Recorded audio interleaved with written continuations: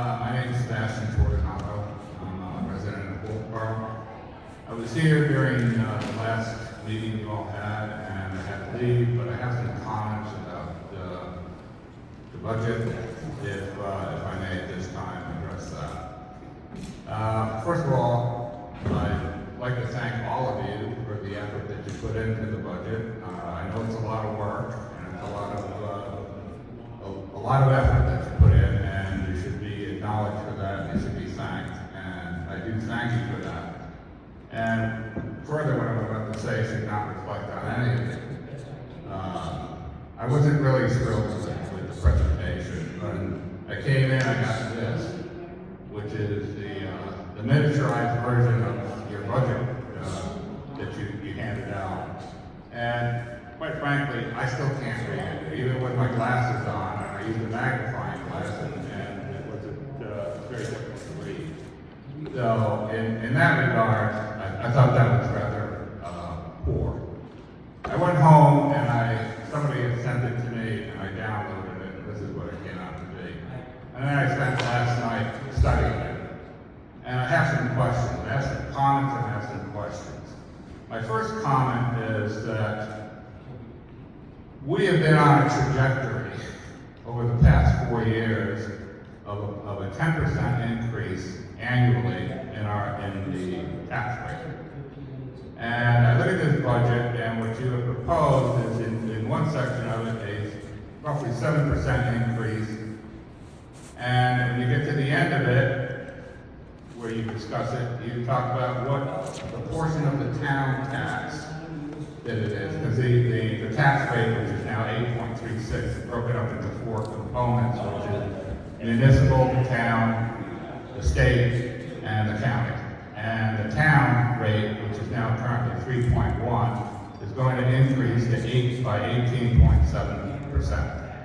So it's either 7% or 18%. I'm not sure which it is. But, at the end of the day, what I'm interested in is what am I going to get for a tax bill? Is it going to be 7% more? Is it going to be 18% more? But in either case, let me tell you, it's unacceptable. Okay, and why is it unacceptable? As I said before, we've been on a trajectory of a 10% increase annually for the past 4 years. We're in a geometric progression. What that means is that with the compounding, this is taking off at an exponential rate. And at a 10% a year, in 4 years, you increase your taxes by 50%. In 7 years, you double them. And you can continually repeat that. I don't know how long you all intend, or the town intends, the town government, I shouldn't say. I shouldn't try to point anybody out specifically, but the town government, how long do you think you can keep this up? I mean, most of us, as I have explained to the Board of Selectmen previously, are on Social Security. We get a whopping 3-4% a year. And the taxes eat that up. I mean, right now I'm living on my savings, and my biggest #1 expense is property tax in the town of Wolfeboro. Can I afford it? Most years, yes. Is it a hardship? Absolutely. But anyways, that's just my problem. I'm sure that everybody else in town feels the same way. So that's what I feel about the tax rate. Now, there's always been this, last year when we went on default budget, I always hear this lamenting about, oh, we're on default budget. I have somebody come in to set a pole in my yard for an electrical drop. To set a pole, and I asked him, I said, Jim, I'd like to get a pole set. He said, well, we're on a default budget. I said, yes, I'm aware of that. I said, well, I don't know if we want to do the work or we can do the work because we're on a default budget. I almost said to the guy, are you kidding me? You're on an enterprise fund. You're not really part of the budget, but it is considered part of the budget, but they're independent, which leads me to my next question. Why, or for what is the purpose of including the enterprise funds in the operating budget? I mean, when you look at the operating budget, it's comprised of the general fund, which is where the taxation occurs. The enterprise fund are supposed to be self-sustaining. Why are they included? I mean, I can understand from a financial point of view that you need to keep track of them, but why are they in the operating budget? And I can't get an answer to that question. And further, my other question to that is, how do those numbers come up? How do you decide what number to put in for the enterprise funds? Because I've got some information from an audit, and I know what the enterprise funds have made historically, what the revenue is, and what the expenses were. And the amount that you budget for the enterprise fund is sometimes considerably larger than the revenue or the expense that you have for those enterprise funds. And particularly the water fund and the electric fund can be as higher than more than $1 million when you put that in the budget of the operating fund. So my question really is, other than causing an inflated number when you go into default, what is the purpose of having larger numbers for the enterprise funds? Because what seems to happen is the only time that comes into play is if we go into default and you take the entire operating budget. Now, if you started with an inflated number for your enterprise funds, then your default budget is going to be somewhat inflated. And I can understand why you might want a little cushion, but $2 million, $2.5 million seems a little bit high to me, but what do I know? So, I don't know, if anybody's got an answer to that question, I'd love to hear it.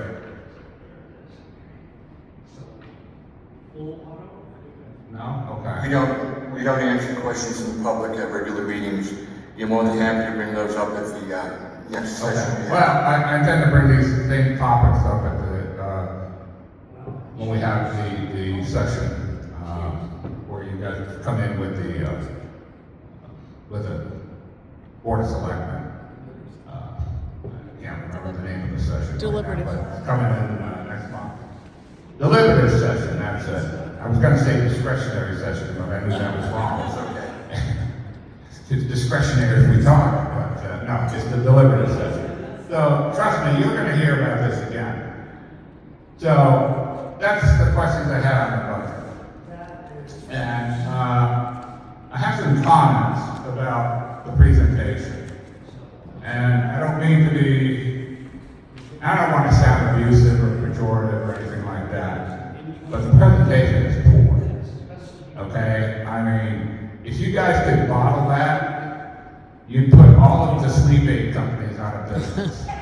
It's really, word for it is piss poor. Now, I've done presentations in my professional life. I've done them in front of 500 people. And I get 20 minutes to do this. And I've always been told, if you can't present your facts, you can't present your thoughts in 20 minutes, you're doing something wrong. And I have some suggestions. Maybe what you can do is, instead of going on about, the minutiae of these details, if somebody asks, you should certainly provide the details. However, maybe what we could try to do is do this more graphically rather than charts and tables. If you could maybe come up with some sort of a graphic, a pie chart that says, here's where all the money comes from, and another pie chart that says, here's where all the money's going, and here's the amounts. You can have a little table on the side that says, Parks and Rec, $2 million, whatever. But if you could do it graphically, where people can see where the money's coming in and where the money's going out, then if there's a question, they can ask, and you can pull out your Holy Bible there and give us all the details. Other than that, I don't know. I mean, I have certain issues. I have to be home at certain times to take certain medications. And I had to leave the other night. I would have stayed. I could use a nap, and add my comments then. But by the time you guys said hold off your questions till the end of this thing, I gotta tell you, in the first few slides I had questions, but by the time I left, I had already forgotten the questions. So a few people made some comments, but all right, I didn't want to interrupt because you asked us not to interrupt. And I think that's also a mistake. You should allow questions as they come up. You should make the presentation much shorter. And I know I've been told by Brian here that it's mandated by the state law that you have to present all these facts. If it in fact is required by the state law that you have to present all these facts, I'm going to quote Oliver Wendell Holmes, great jurist, that say the law is an ass. This is ridiculous. Thank you for your time. Thank you for your comments. Anyone else for public comment?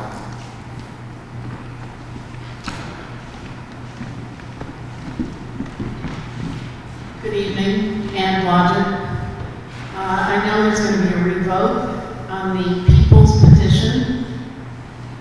I would ask you to think about giving the people a level playing field in terms of letting them decide rather than taking it before they get a chance. If you heard some of the things I've heard, and if you read some of the things online, and if you talk to constituents out there, you guys are elected officials. Thank you. Thank you, Ann. Anyone else for public comment? Thanks, Bertie Shays, Wolfeboro, Elm Street. I just want to rise today and say I've watched nearly all of your meetings and seen you guys meticulously go over the budget. I've served on local boards. I'm on the school board. I'm chair of our school board. I've been on our library board of trustees. Being a local official and doing this for essentially next to nothing is a thankless job, but it's really important. And I've seen a lot of towns in their budget process not as meticulous as ours. I think everyone on your board adds value. And I think there's a lot of reasons why our budget and why the tax effort continues to increase and why there's a lot of pressures. There's a crazy health insurance market that's driving the cost, a risk pool that our school district's also a member of that essentially went bankrupt and required payment from all of its members so it could stay solvent. And that cost being not just included in the next budget, but also an insurance increase for most members of about 20 to 25% for worse healthcare plans. New Hampshire retirement system payments that have essentially been suspended since 2010. Revenue sharing in the state and municipalities that has been suspended since 2010. Legislation currently in the state to remove all meals and rooms tax, revenue sharing with towns like ours and 33 others. So when I look around the room, I hear people say, why is my tax bill going up? Yeah, there's a lot of things that the town can control, right? A lot of warrant articles you could determine whether or not those are needed this year or next year. We have a CIP with estimates on how soon and regular audits of of that infrastructure that needs to be placed that has degraded long enough that based on what our planning, what our CIP has decided needs to be placed on the warrant for some kind of vote. But I've seen this board and some others take some pretty darn hard beatings over the last year, and I think the best way to solve problems is through collaboration and trying to incentivize good behavior and not just incentivize it, but demonstrate it. So I just want to say, after seeing the meetings that I've seen, I appreciate everything that you guys do, even though I don't agree with every single decision you make. And I know, again, it's a thankless job, and there's a lot of economic conditions, lack of revenue sharing for the state that historically the state hasn't kept its promises to municipalities and its residents and property taxpayers. And I also think of sometimes an education gap between constituents and boards and the advice you get from your legal counsel and what the law actually permits you to do and what it prohibits you from doing too that can make it frustrating. So I share with Sebastian's comment about the law sometimes being an ass. Sometimes it can be more difficult than helpful. But I just wanted to share my appreciation. I'm going to go home and watch the rest of the meeting. Thanks. Thank you. public comment? Seeing none, we'll move on to our discussion items. First, let's talk about the 2026 budget presentation that we did last night.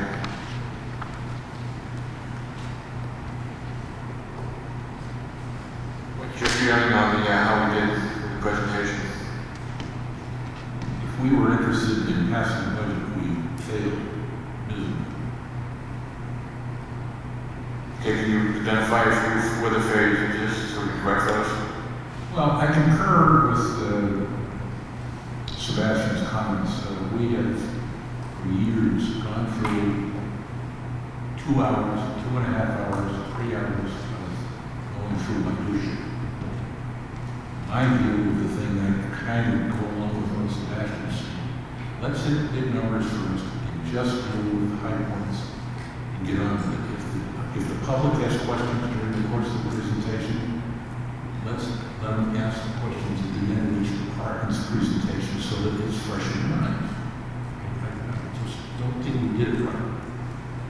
And I think we lost the room last night somewhere about an hour in.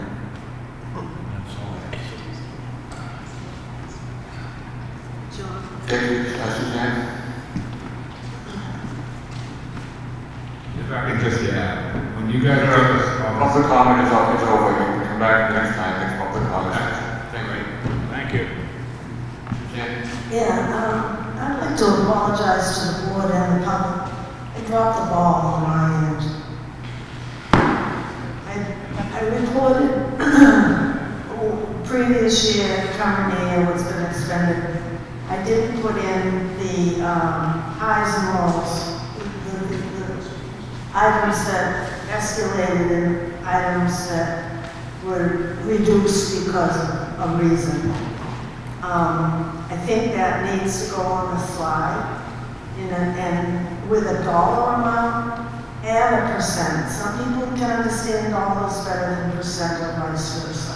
So I think we need to do a new slide, and hopefully I do that. Bob?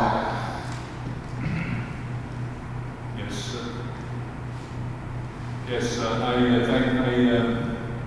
thank you, and I think Suzanne is right. I think I just kind of disagree with Bob a little bit. I think for the first time doing this, I think we did okay. A couple of us whiffed. Suzanne spoke about a couple of issues you had. I whiffed on the one thing that you had assigned me that I forgot about, which is that hockey money going into the enterprise fund. And but overall, I think everybody did a good job. And we can turn this up. I think we should continue with this style of reporting the budget. And I think it's going to work. Okay, thank you. Thank you, Bob. Brian? So, RSA chapter 32 is the one that defines how we're supposed to present the budget. It's in there.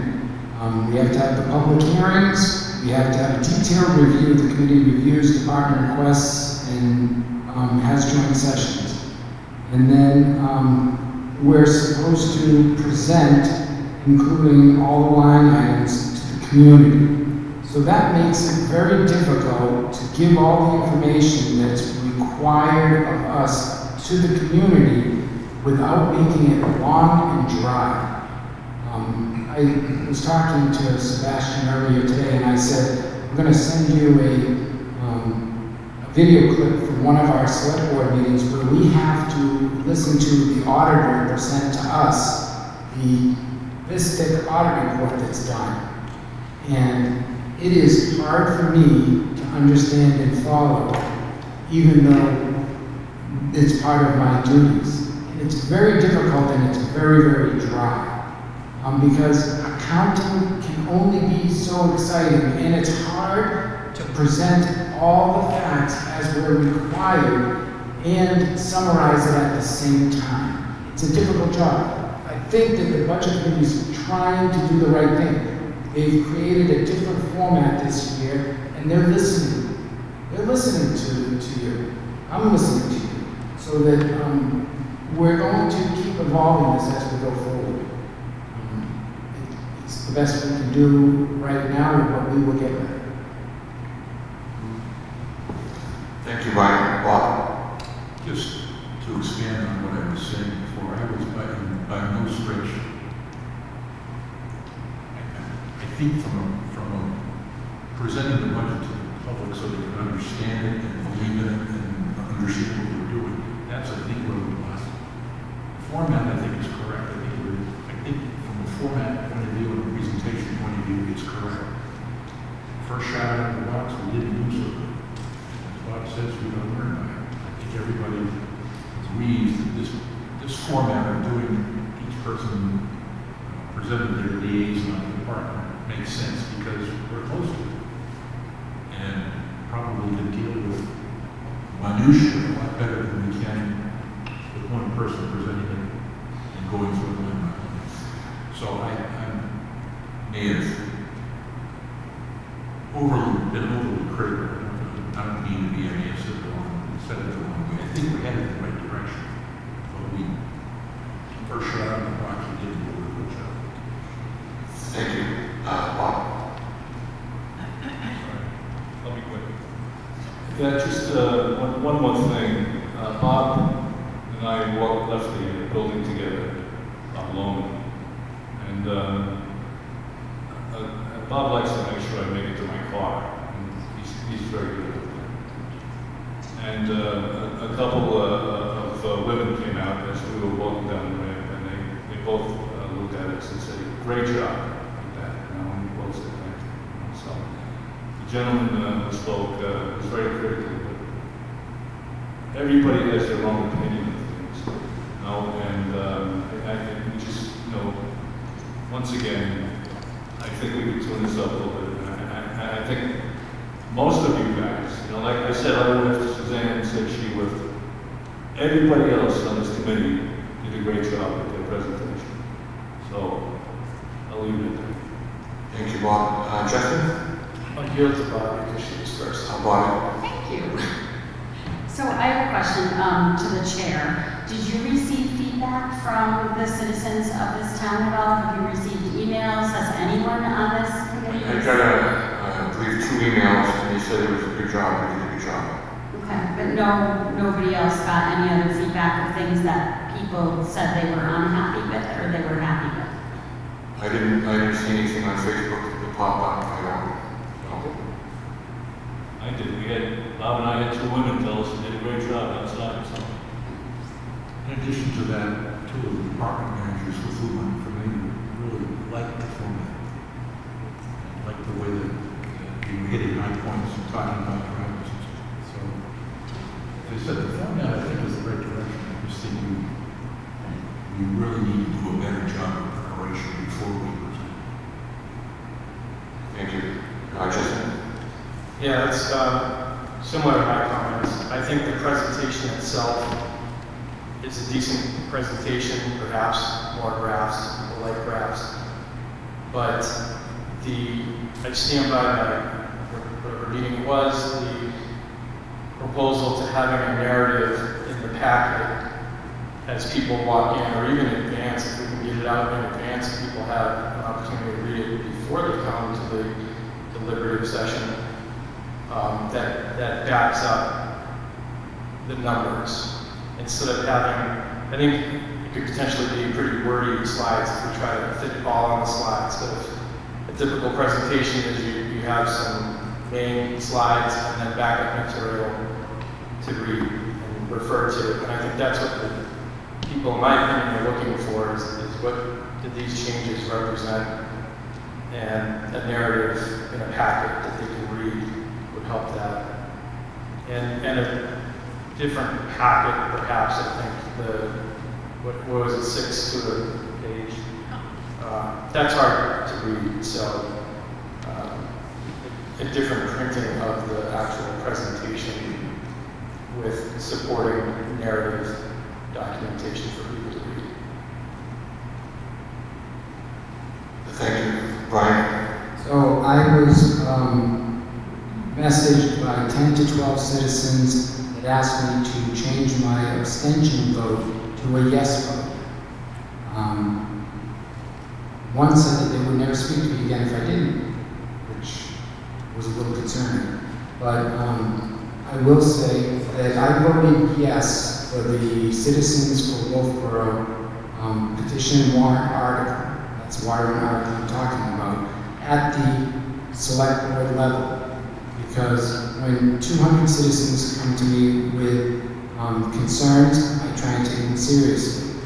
I abstained from my vote here at this level because I wanted to leave the decision in the hands of the 9 elected members of the budget committee. It came out to a tie. I assume that we will do a revote at some time, and where will I fall then? I'm not sure right now, but I hope that the 9 elected members of the committee can make a decision having an odd number and come out one way or the other, either yes or no. Thank you, Mike. I just want to go back to the presentation for a second. So criticism is hard to hear. You know, a lot of work by this committee and the town manager went into the report. And Bob, you did a great job, I think, of explaining the enterprise funds and the differences. But if people are saying they don't understand it, even though we feel like we understand it, we need to get everybody else to understand it. So I understood it, but I've been sitting here. So I think we just have to look at that and think about that and think about how we can do it a little differently so people clearly understand the differences of that. John. Thank you, Bobby. Captain has us up, so I can Throw some. So I, personally, as someone watching it, and I'm gonna use the hockey rink, do not take this the wrong way, Bob, please, because this is just glaring and it's out there. So I think for myself, just as a citizen, and if I wanted to hear about the hockey rink, you have 100,000, then went down to the 69. I think it would help the citizens to hear, you know, this for years, like you said, this is just something we've always done. But if you say to them, we pay the enterprise fund $100,000 in past years. The select board cut that funding, right, down. They cut it down to 31,000. I've only been here a couple of weeks, I don't know. So that's the thing. I think that we need to know the history of how the numbers got to where they were to explain to the citizens. So that number is now sitting at 69,000. We took in 52,000 in revenue in that account. So are we going to make more revenue? We are projected to make more revenue in that account this year because the ice rink is open longer. There's more public skating. So there are reasons why that number looks that way. And I think that's, as a committee, what I think we need to help the citizens with. But I'm one person, and that's my opinion. That's one line in that account. I mean, the questions can come up in any one of these department areas, or any one of these line items. Yes. So like. I'm sorry.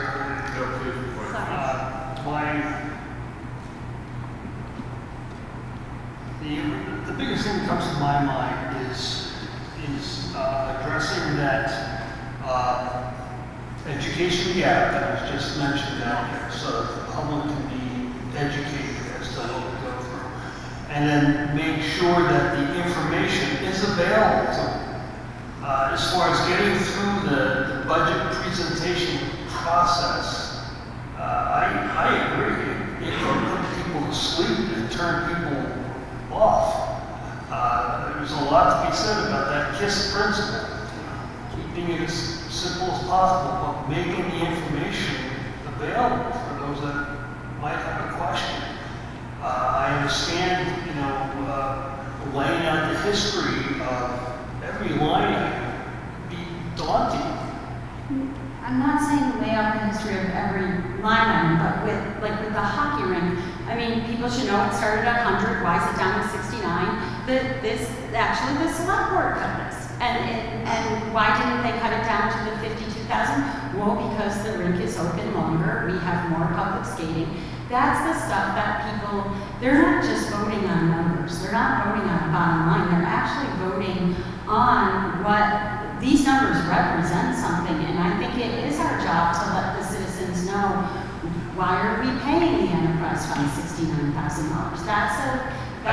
And I'm just saying, that's just my opinion, that I think that these numbers mean something. They're not just a number on a page. Right, I agree, I absolutely agree with that. But to lay that out in a public hearing for the entire budget is going to be counter to what they're asking for. John, Yes, sir.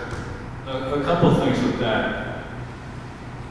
Part of our mission statement is about 3 parts.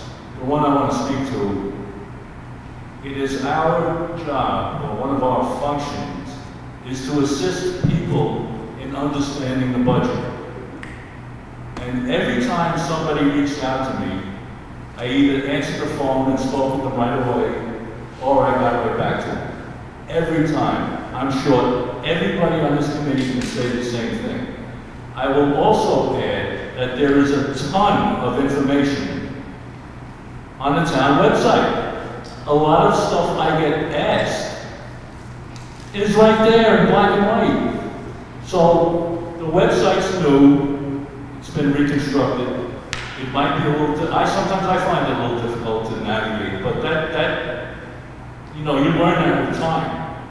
But, and I agree with Brian, you can't go from knowing nothing. You can't go from somebody not knowing anything to them knowing everything based on one meeting. It took me a couple of years to learn this budget. It doesn't happen overnight. So and you know what?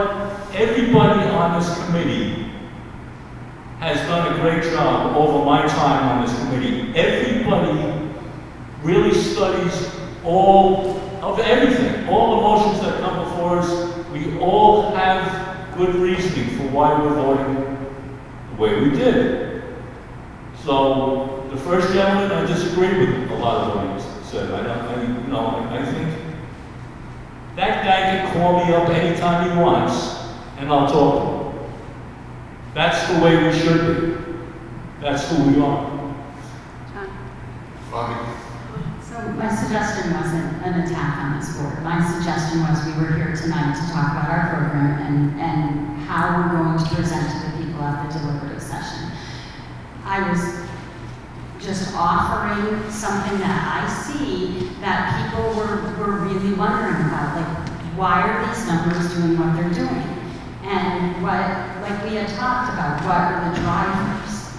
And we had spoken about that in committee before we presented the other night. And I was under the impression we were going to discuss the drivers that were leading to the differences. And if we're going to do that, I mean, that's kind of what I did. And I think if we do that, then that's great. If you don't do it, but I think we need to be uniform, and I didn't present the way other people presented. I presented differently because I presented my drivers with things, and I felt when I presented the library, I was doing what everyone else was doing, and then my presentation was a little different, and I want to make sure that we're all on the same page. Joe? Suzanne? I think if we reflect back to the first lady that spoke and was critical of what I was doing, she was right. She only wants to hear why something in the budget, the hot button items in the budget, we don't know what they are. She wants to know why it went up or why it went down. That's all she wanted to know. That's all the public wants to know.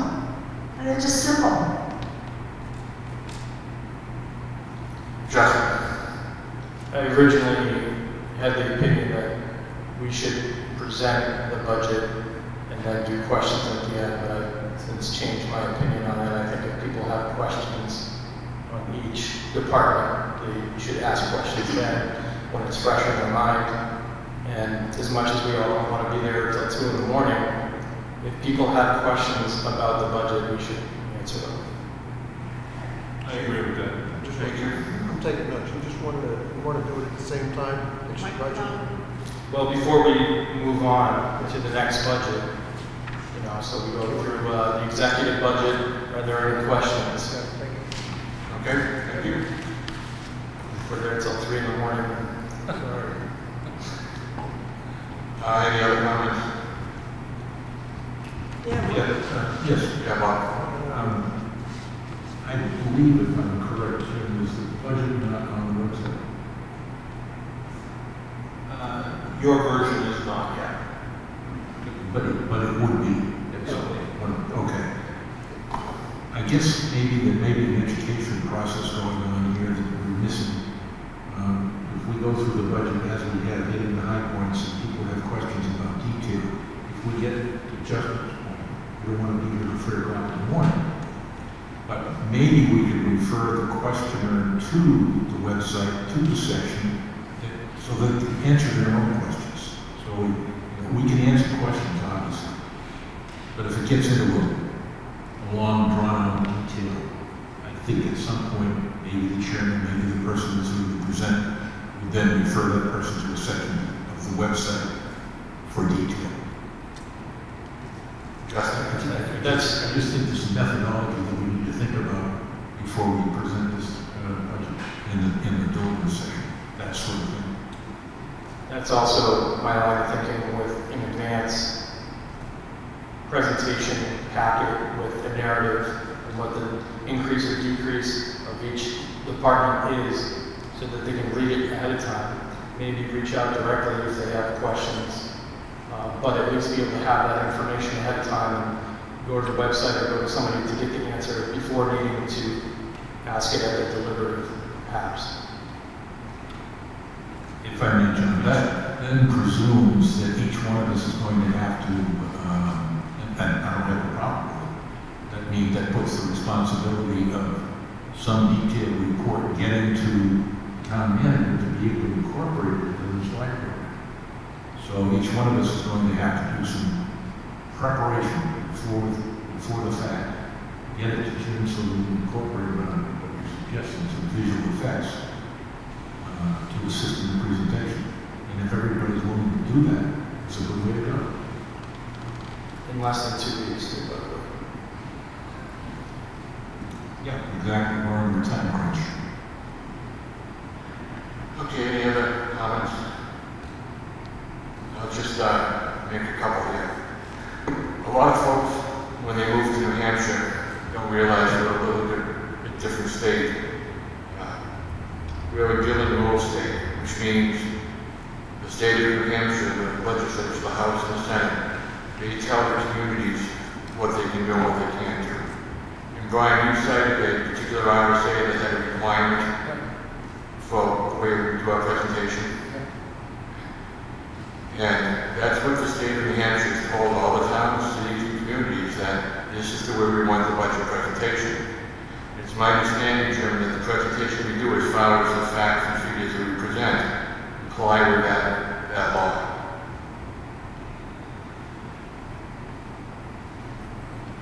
I believe that's correct. And I don't want to put this committee in jeopardy where someone gets up to the law book and they say, hey, folks, you've been doing what the law says. So I want us to stand firm on that our presentation meets that particular requirement. We can add all the slides that we want, but we've got to go by what the law says as far as what we present for facts and figures on the budget. So if anyone feels differently, now's the time to speak up. Because until the law's changed, we've got to do what the law says. I have a question. Yes, sir. As the chairman of the budget committee and also as a state representative of your office, so familiar with the RSAs, did we, in the format that we did 2 nights ago, adhere to the law? Yes.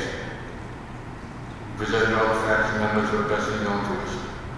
And we also have documents that are available when we do the deliberative session that breaks down the budget completely. But I'm saying if you want to do just 1 or 2 slides or pie graphs, that's probably not going to comply with the law. So I'm just curious, are we changing the presentation that we're all sending Jim our own pie charts on our You departments? can change the pie charts, just don't try to take important figures out of the presentation. Right now, the presentation is, my understanding from Jim is that it meets the requirements of the law. If you want to add some pie charts, do whatever you want to do, that's My fine. question is does Jim have the bandwidth to have, 9 people sending him pie charts to add to his presentation?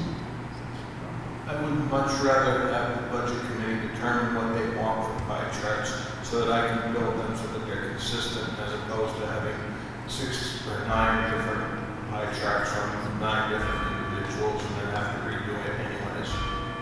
Why don't we have everyone send your stuff to our secretary, and she can send it to Jim and clean it up, whatever needs to be done. That we don't record cash transfer, which all the drivers are currently doing. Okay, well, I'm tough you up. I want to get some public relations outreach information you want to do or present. Yeah, do you want to talk about the vote on the warrant article first? It's going to go to other business. Okay, I will then. Thank you. So, on January 8th, I believe, there was a letter in the Grunter by Karen Burnett Curry, and you all have a copy of the letter.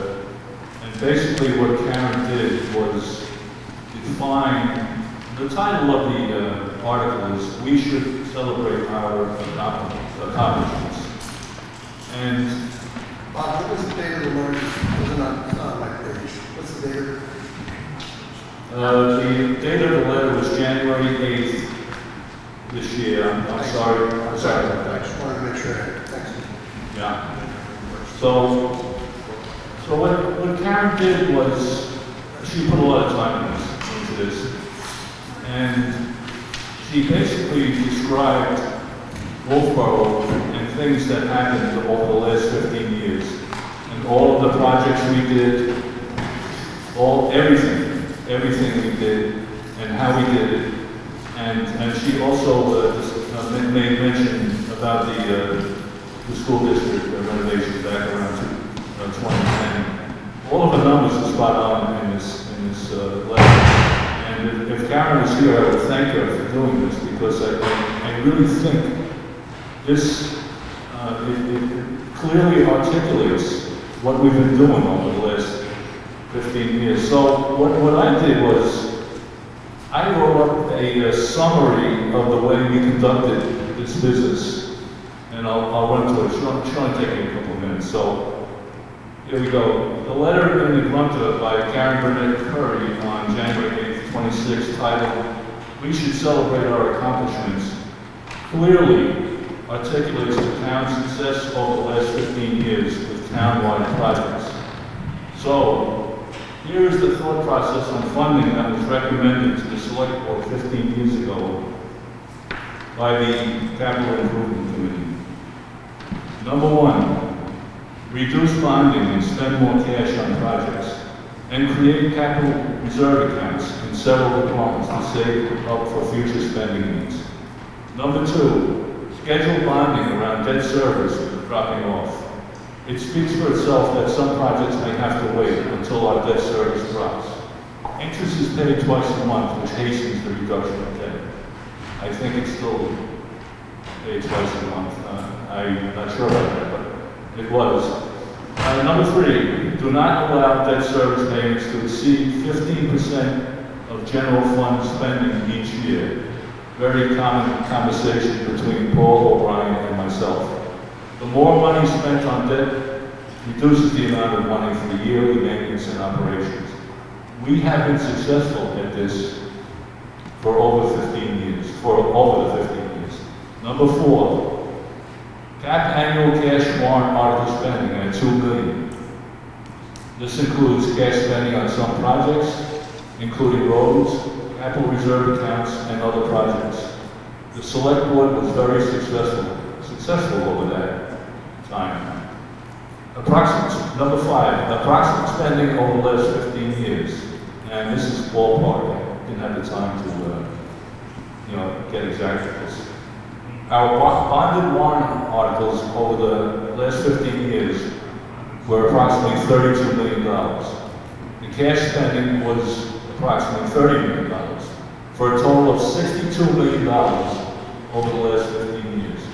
Our debt service for the general fund stands at approximately $38 million, so we can see that a great deal of debt service had dropped off along the way. I have some other comments about the town that I see now, and I would like to speak about.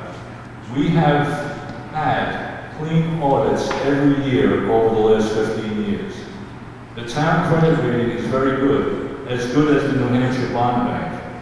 We have healthy surpluses in the general and electric funds.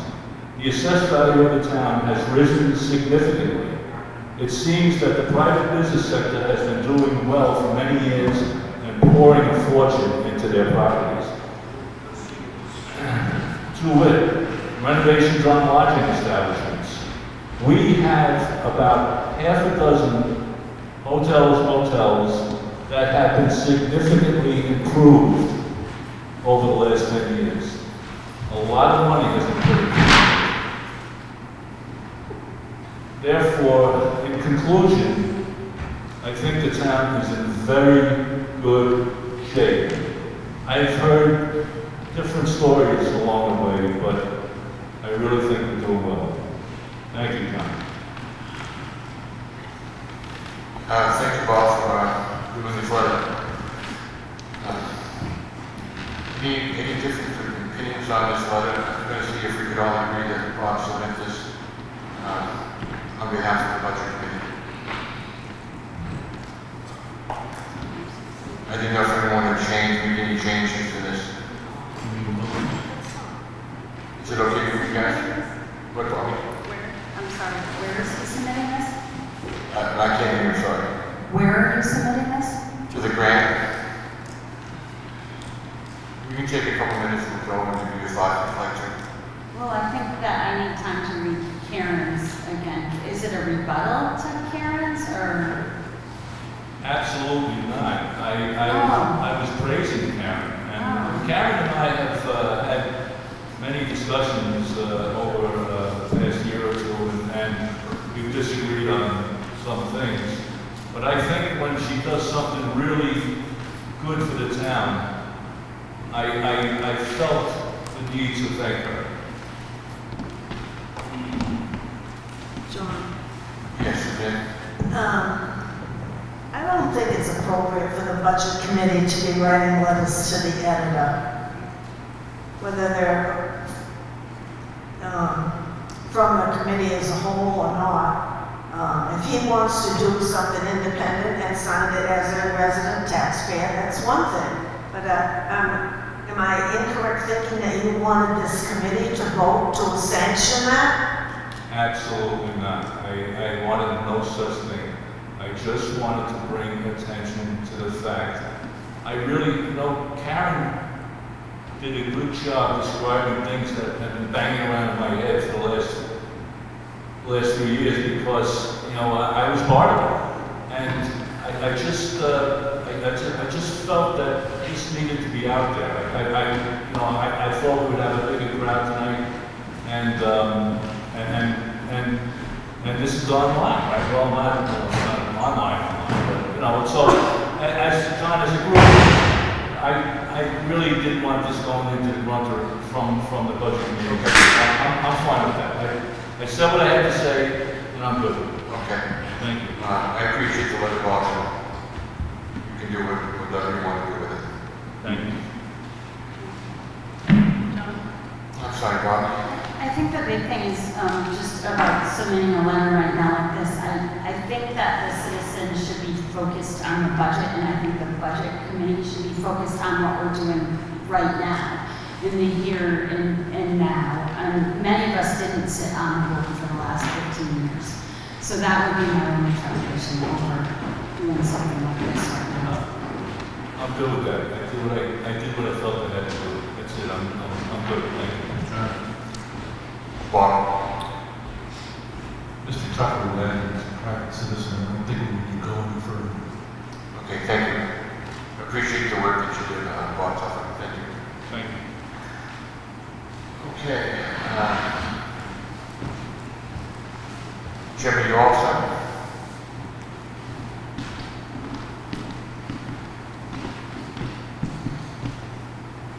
Sure. So I'd like you to just indulge me for maybe 10 minutes.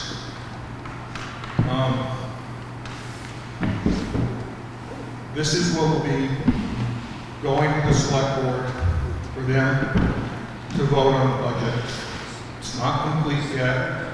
It's still rough. So please bear with me. And I would also like to thank Ian, because I was unaware that there was an issue with the visibility of the graphics. So I don't know if this is going to help or not. I haven't thrown it up on the screen yet. So I'm just going to go through something and we'll see what happens. So the 2026 process, we started with the default budget number, which is 33,651, 527 in 2025. Department heads submitted their budgets, 7.15% increase. Came to me, went to a 10.19% increase. Those increases were based on wages, and I believe it was also the additional staffing related to the ambulance. Select board got the budget, we worked through it, they made some cuts, got it down to 7.5% increase, and then when the budget committee finished, you're proposing a budget of $35,913,502, or an increase of 6.72%. Going through the general fund, which is the fund used to set taxes, $20,409,255, which makes up 57% of the budget. Water fund, electric fund, sewer fund, Pop Whalen Fund, those are all driven by the enterprise funds. We have to gross appropriate in the budget to answer Sebastian's question. So the gross appropriation is the 35.9 and some change. And then we have some offsetting revenues that are backed out to get us to set it at the tax rate.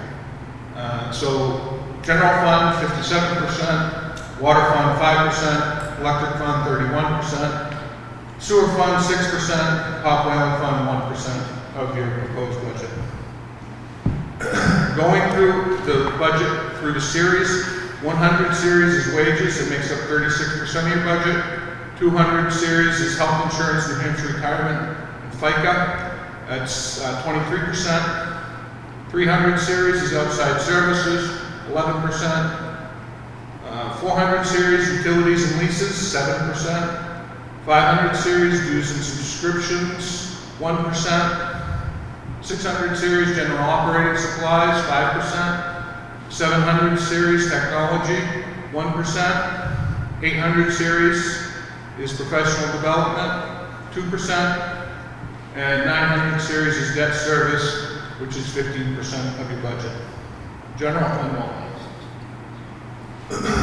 So those drivers, over the years, you can see the ups and downs from Series 100 to Series 900.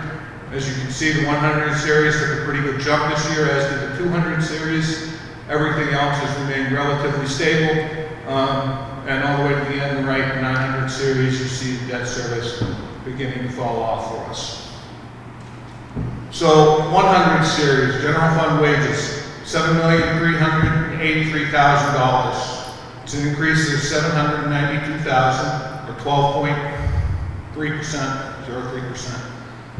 89 general fund employees, 8 vacant, 110 full-time, 103 around the entire house, including the enterprise funds.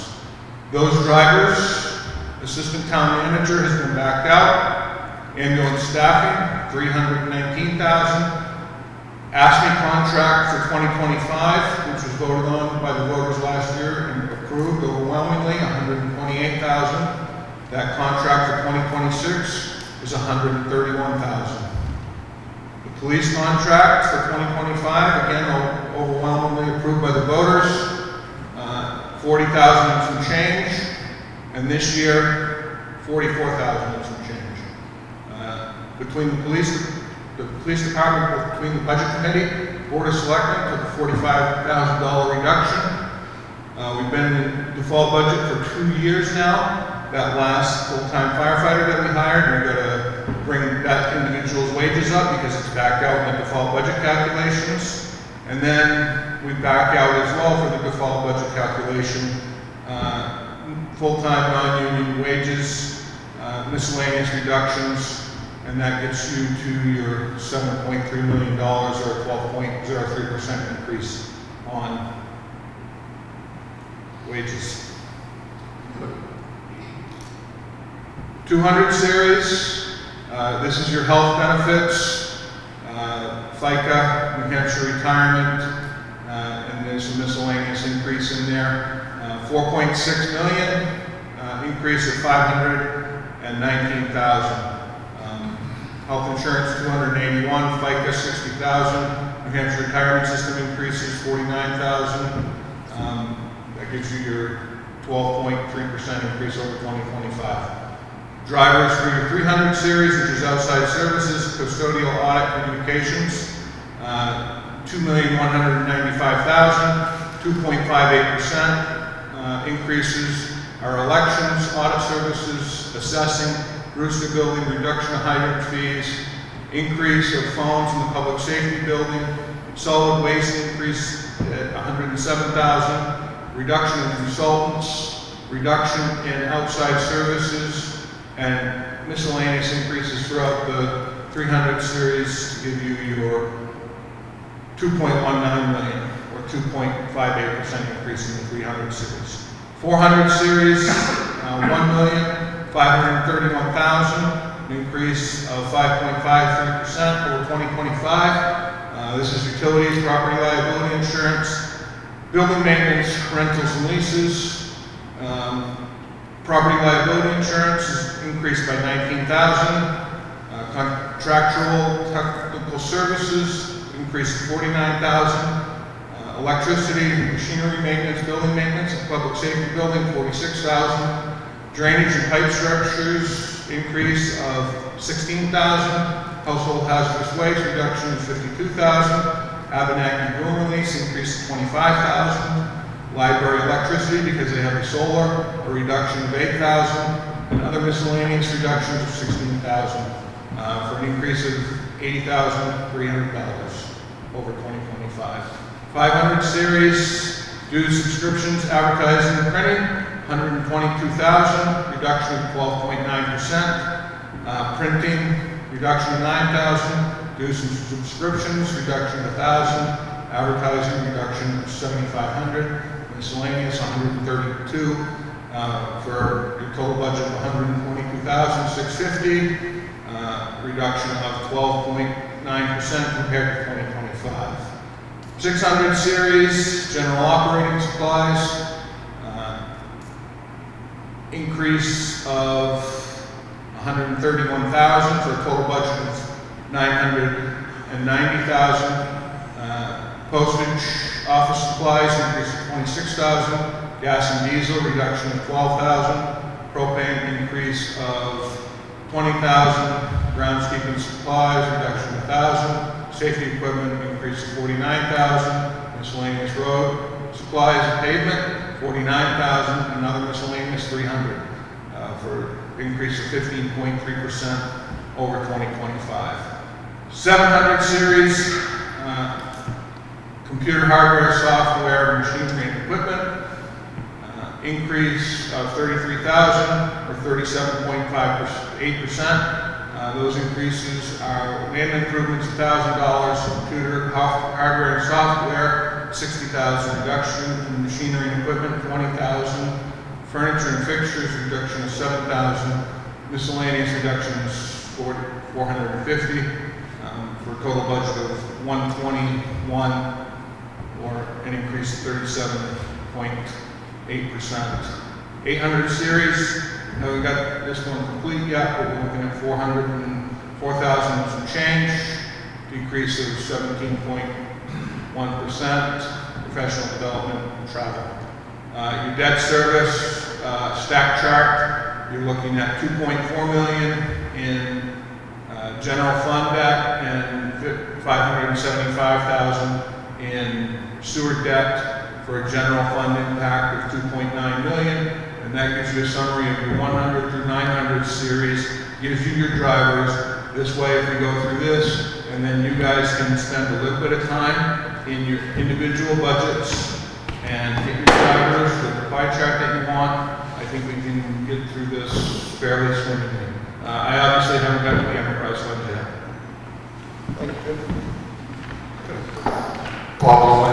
Yeah, just a quick question. Can that style of report that you just put up there be done by department? You know, like a major league issue? And I'm assuming that you build the overall Yes. up front. Yes. My comment was, and I speak for myself and speak for Justin, I think, those sorts of graphics are the kind of things I think of. Well, tougher. That was very good. Can we do that? I thought it was excellent. Yeah, can we, think in that direction? Because, I think how long did that take? 10 minutes. Yeah. I think other people like that too. Do that. I'd like to make a motion.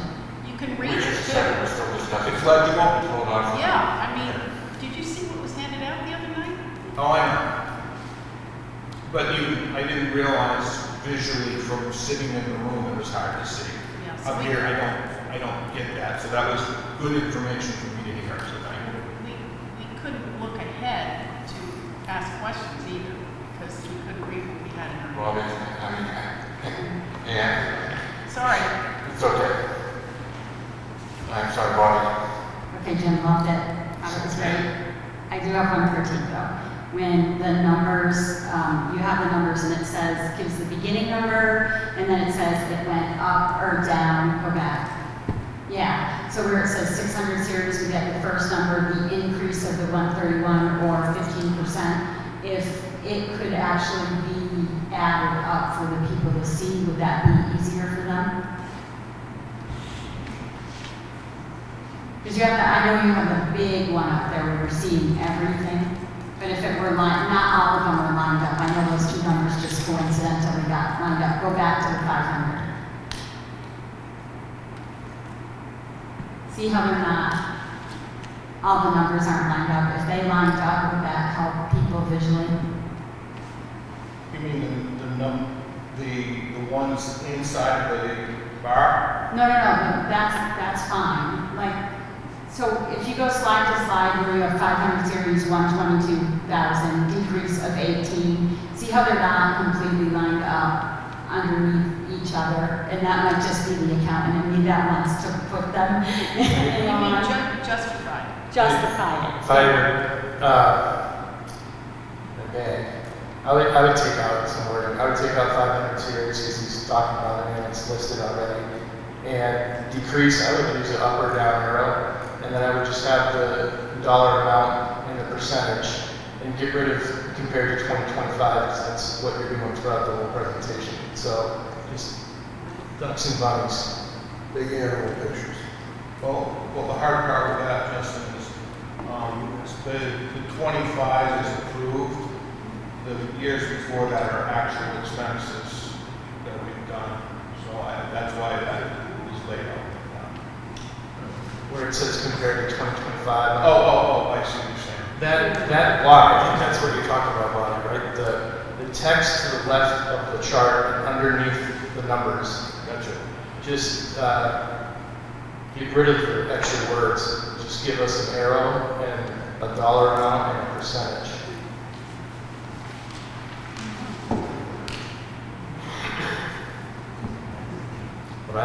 John? Paul? I think a question was asked of the town manager, I didn't get an answer. How long did it take you to put this together, Jim?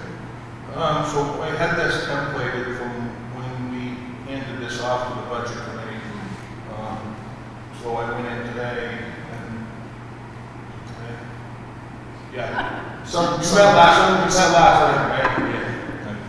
I think you have like a half a day. So it was most of the day today. Most of the day. Okay, thank you. I just had two more things. Just go ahead, Justin. So Sebastian made a comment that made me think that he thought that we did not scrutinize the enterprise funds the way that he said it. And that's not true, because we did. And so I think that's worth clarifying. And the wages too, I think came up 2 nights ago about how there was line item transfers, but then they are backed out for the purposes of budgeting, if I'm correct about that. And I think just explaining that a little bit more to people so they understand that that happens. Thank you. Anybody else? Bobby? So just one more question about this. So if we sent Jim our numbers, he could create, are we proposing that we're going to create this for each department? Is that what you said, Bob? For each department, we I'm send. assuming that he built it off of departments, that's how it all ended up. Yeah, I can easily build, I just need to know what you want for each department. Do you want a pie graph? Do you want a bar graph? What do you want for each individual department? From a personal point of view, what you got up there, my department is exactly what I want. I don't know about anybody else, but that said it all. Paul?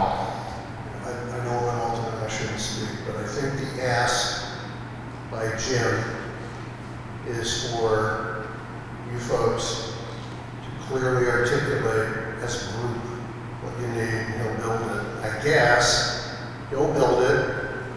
I think you have to, and I'm looking back at a Dylan little comment, you know, we in 29 other states had a homework, have the homework, all right, modification of Dylan rule. So I got that part. So I think we have two things going on here. You have, I guess, some obligation to explain the excruciating detail of the budget. But I think what we heard from, at least I heard as well, is that discussion the other night, like we do at the select board meeting, went over like a thud. It wasn't a thud, but it was like ambiguous. People couldn't understand, some of the stuff. So you have a responsibility to do that, but then you have a requirement to do this. If you don't do this, I don't think people can get all signed up. So I think, at least my personal opinion. So I guess you got to do two things. And I can't speak for Jim's work, but if you folks want our town manager to do this, please be clear what you want so that we can do it, because we're at the cold face. And I appreciate Jim what he did, but I want him to not be in a situation, personal opinion, of having to figure out what you're looking for. Okay? Thank you, Paul. Bobby? You're welcome. I'd like to make a motion that we do have the same exact thing Jim just did, but break it out by department. Second. Okay, any further discussion? What was the motion? What was the motion? We have to present by department. You're saying, John, that we legally have to present this by department. It can't be done the way Jim just presented. No, yeah, it can be done by Jim, as long as we do each department. That's what I'm Use the saying. graph, yeah. Yeah, so each department does have to be presented on its own. We can't just do the series. Right. Okay. Just a minute. Yes. The MS form is what dictates what has to be presented.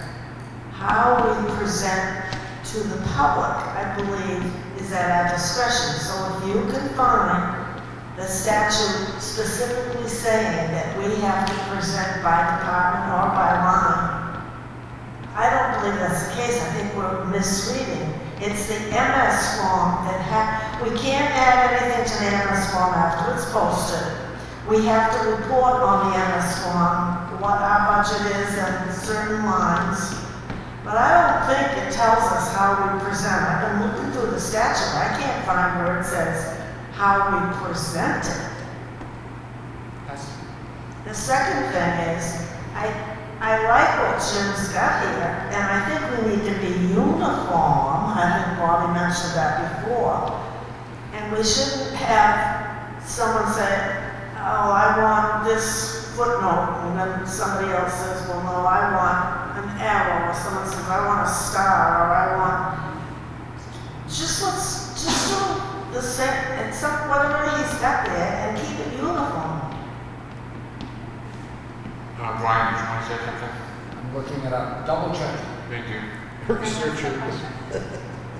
I don't believe the words are talk in there about how it's presented. I've been trying to find it in there, how it's presented. It does tell us what's mandated by statute for that MS form.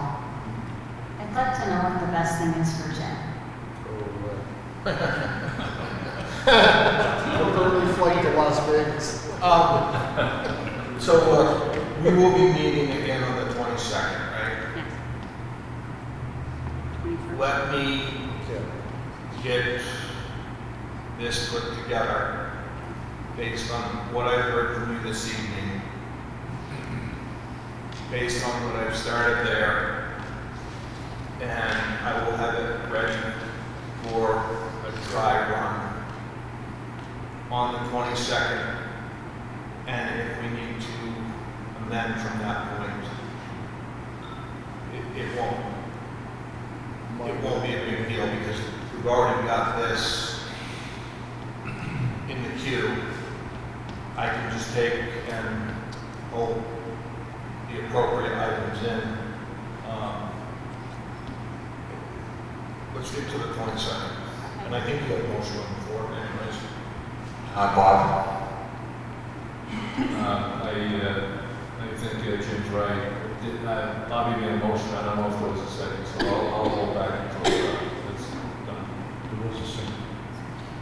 Thank you, Bob. And my motion was exactly what Jim just said. That he would be able to do that we keep that same format. And I second.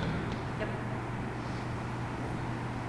Call the question. Just a second, okay, thank you. Jim is saying, we're gonna keep the same format for all of the departments.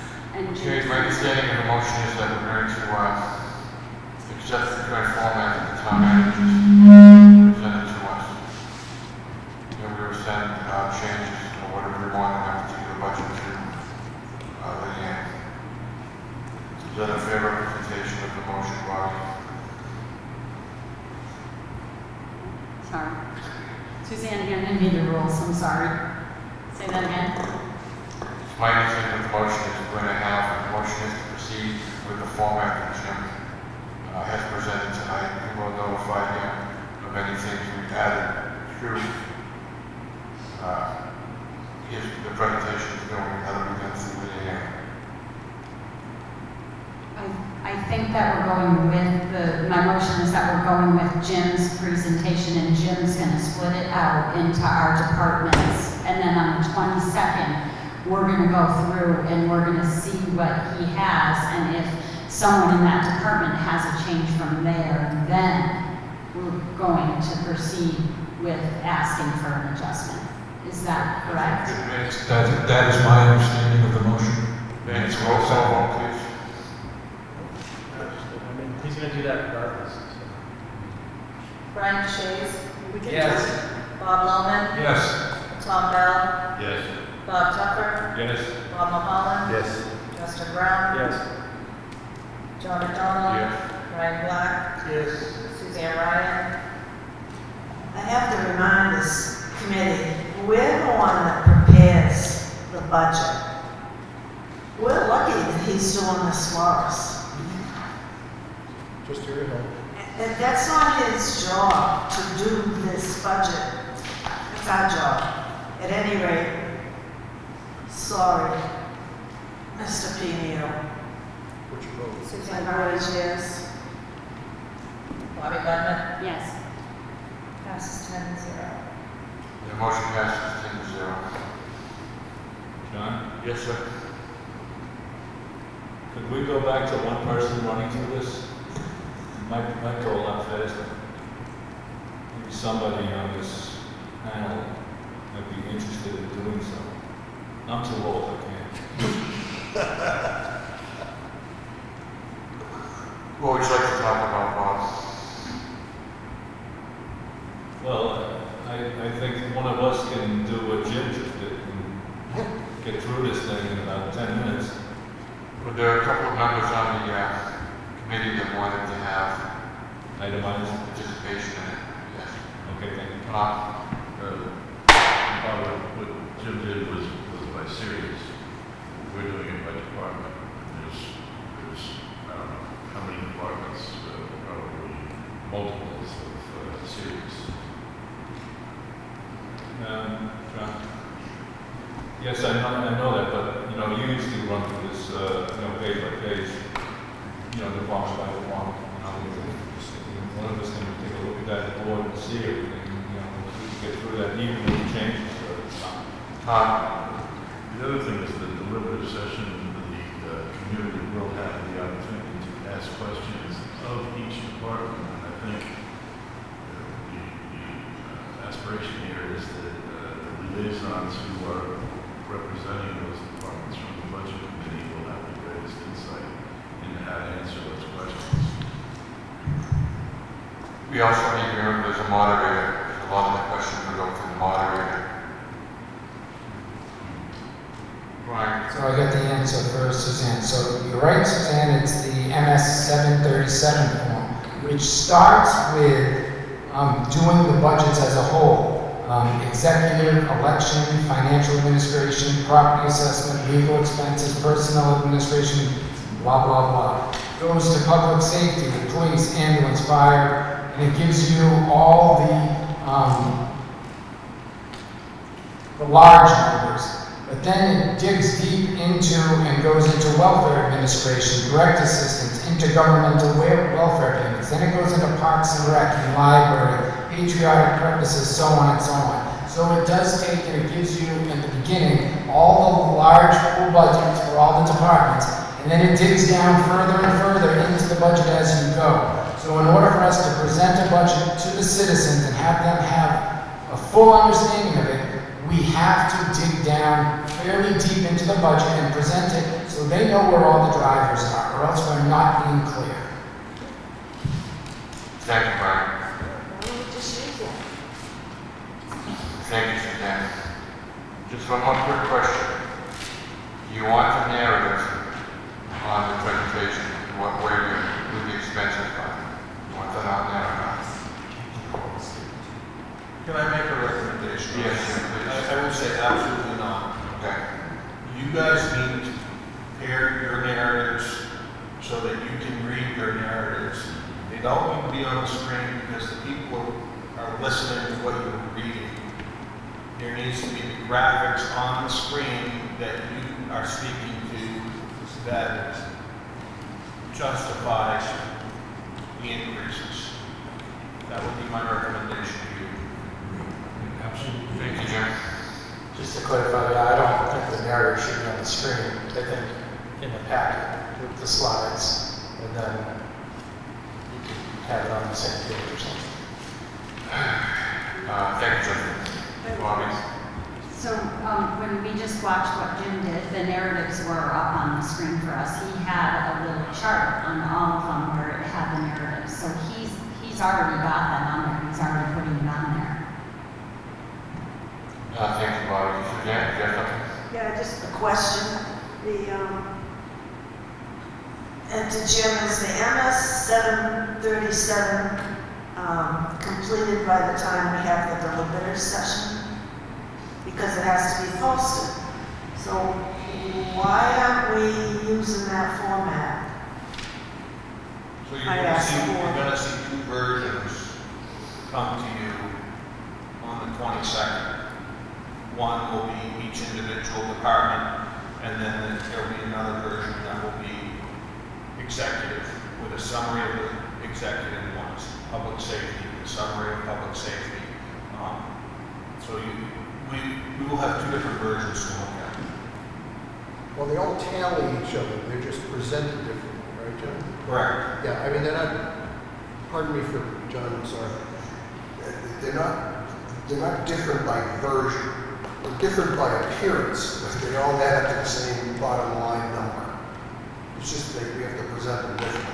I think to Suzanne's point, if you get into there, I mean, this is the excruciating detail that our beloved Mr. Boucher says we have to do. But I think we have a challenge that, at least in my opinion, that the folks out there and the voter that I'm looking and saying, can't follow it. And so we need to get into this format as well. So it's a double challenge for this committee. Okay, anything else? Bobby?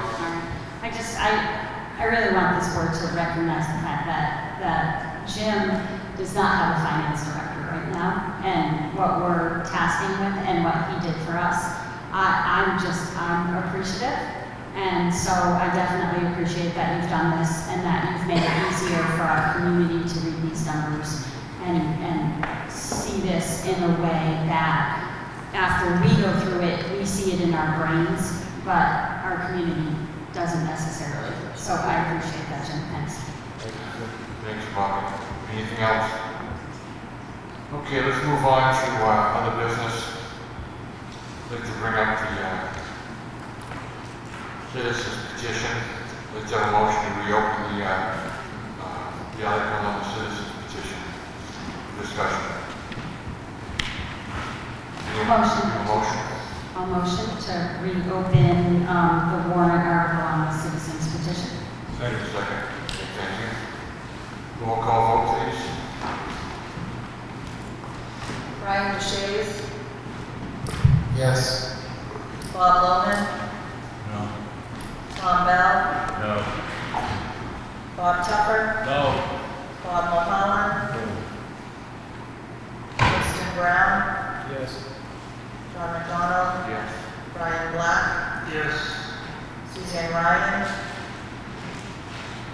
yes, and Bonnie Beckman. Yes. Passes 6 to, what is it? 6 to 4. That was just a reopen. Okay. Can we comment? Yeah, I wanted to get the information from town manager and what the attorney said.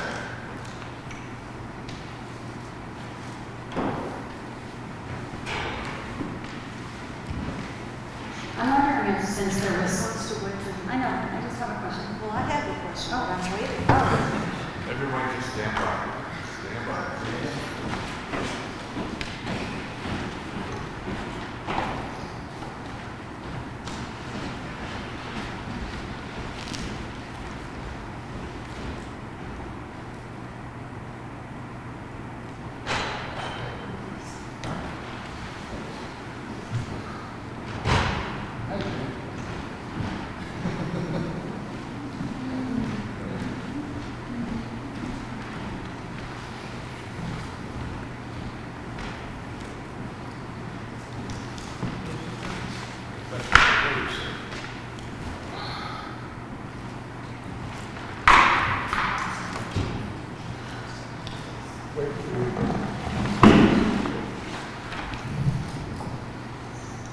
John, my question is, Hold on for just a second, please. what? Jim, what we just did, we just reopened the discussion on the motion concerning the warrant on the citizen petition. And at the request of the committee, we asked you to contact the town attorney because we had a tie vote to recommend, and we were trying to figure out what the step should be after that tie vote. Yeah.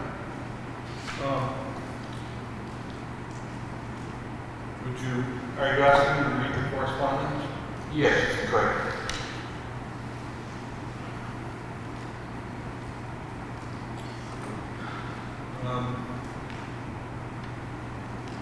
I sent the following question to the town attorney. Budget committee voted on the citizens petition regarding evaluation of town operations. The vote to recommend was 4-4-2.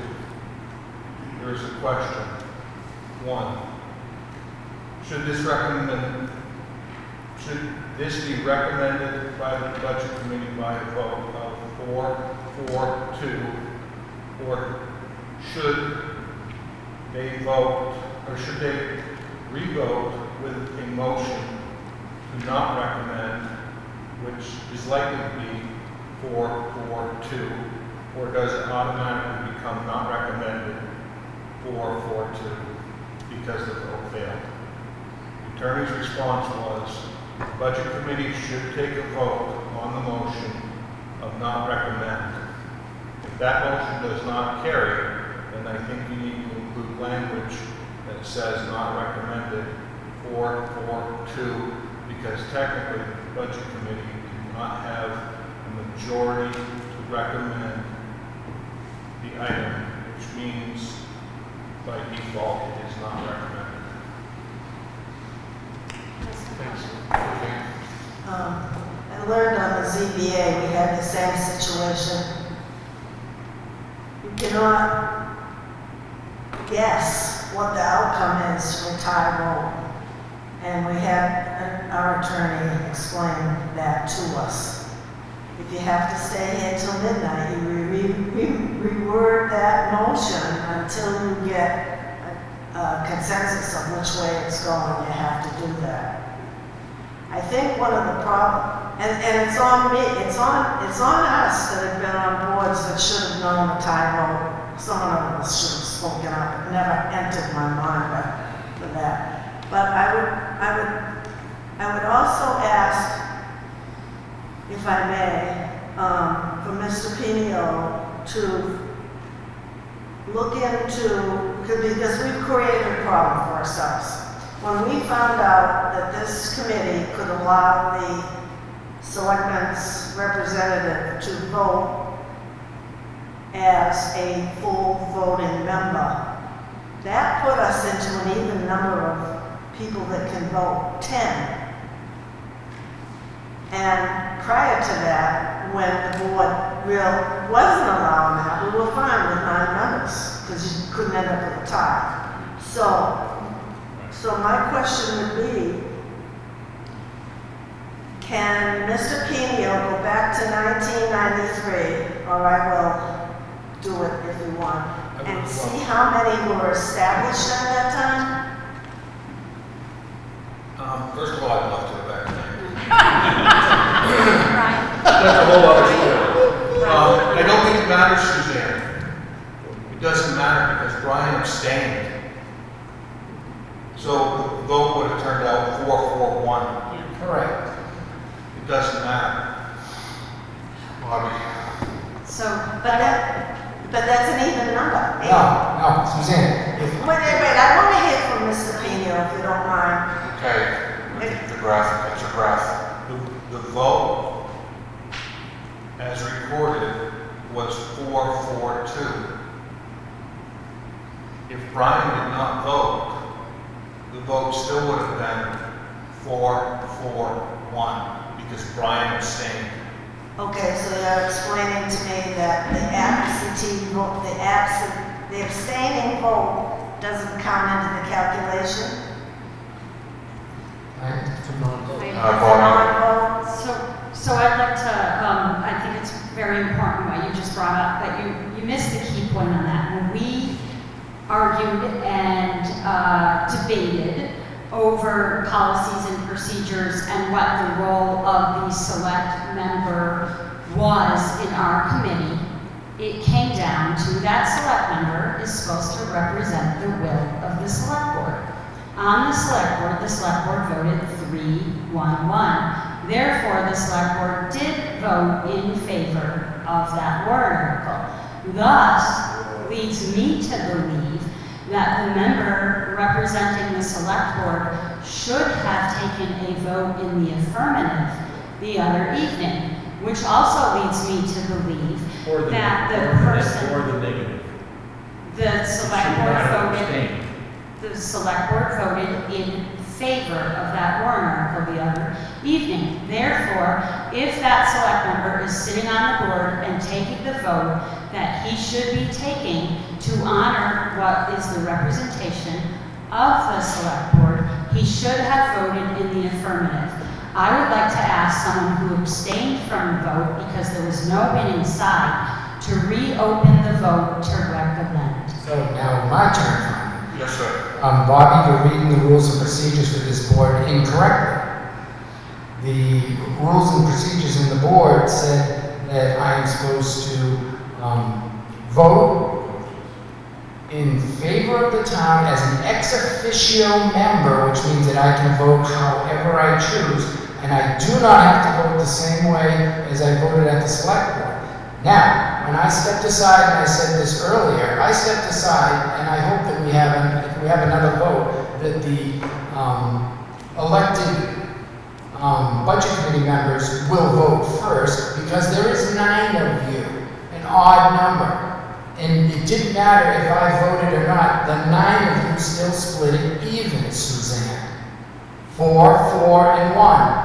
4, 4, and 1. So, what matters is that the budget committee votes and makes a decision on whether or not they want to recommend this. When Linda Murray sits on the CIP, she abstains from every vote because she does not want to have this type of conflict.